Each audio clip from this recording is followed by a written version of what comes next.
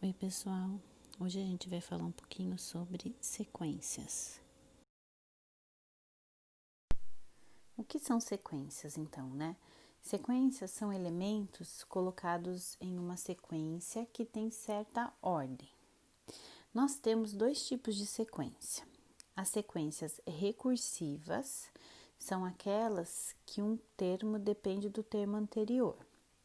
E nós temos as sequências não recursivas, que o termo seguinte não depende do termo anterior, ele vai depender da posição que ele ocupa.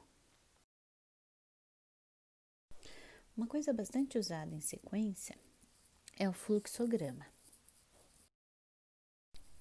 Para fazer um fluxograma, a gente precisa reparar em alguns detalhes. A gente usa o retângulo de canto arredondado para representar os pontos iniciais e finais. Esse retângulo ele pode conter as palavras início e fim. A seta, ela indica a sequência de cada etapa, né? Então, a gente usa a seta para indicar a sequência de cada etapa.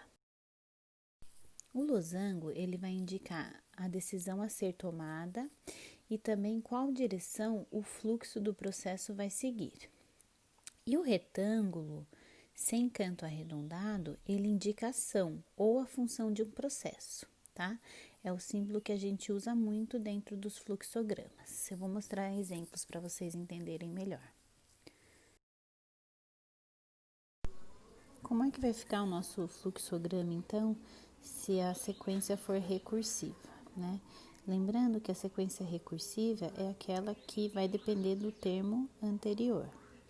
Então, a gente coloca no início um retângulo de canto arredondado para identificar o início. E aí, a gente vai definir qual é o primeiro termo da sequência, que a gente vai colocar no retângulo normal. O primeiro termo dessa sequência, como vocês observam ali, é o 1. E aí, eu vou observar o que está acontecendo para passar de um termo para o outro. Então, a gente vai ver que do 1 para chegar no 4, foi somado 3 ao termo anterior, que era o 1. Então, eu vou registrar ali, somar 3 ao termo anterior. Depois que eu somei 3 ao termo anterior, eu vou registrar o resultado na sequência, que a gente usa um retângulo normal também para estar identificando isso. Então, eu registro o resultado na sequência, no caso, o 4. Aí, eu preciso tomar uma decisão. Eu vou calcular o próximo termo, né? Por isso que ele está num losango, porque aí é uma decisão a ser tomada. Se for sim, o que eu vou fazer? Eu vou somar 3 ao termo anterior novamente. Então, eu vou pegar o 4, eu vou somar 3 e ele vai virar 7.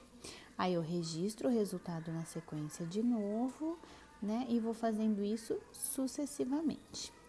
Agora, se quando eu perguntar, calcular o próximo termo, né? Que é a decisão que eu tenho que tomar. Se a resposta for não, aí acabou a minha sequência. E aí eu finalizo a minha sequência. Como eu vou fazer então o fluxograma de uma sequência não recursiva? Lembrando que a sequência não recursiva é aquela que não depende do termo anterior, e sim da posição que o número ocupa. Então, novamente, a gente vai começar pelo início, né? Utilizando um retângulo de canto arredondado. E aí, a gente vai definir a posição do número. Por exemplo, o número 1 está na primeira posição. Depois, a gente precisa descobrir qual foi o cálculo feito para chegar no 1. Então, por exemplo, a posição do número é 1. Que cálculo eu fiz com o 1 para chegar no 1, né? Aí a gente teria várias possibilidades. Mas se a gente observar o próximo número, que é o 4 ele ocupa a segunda posição. Então, que conta eu tive que fazer com o 2, que representa a segunda posição, para chegar no 4? A gente vai observar, então, que a gente está elevando o número da posição ao quadrado.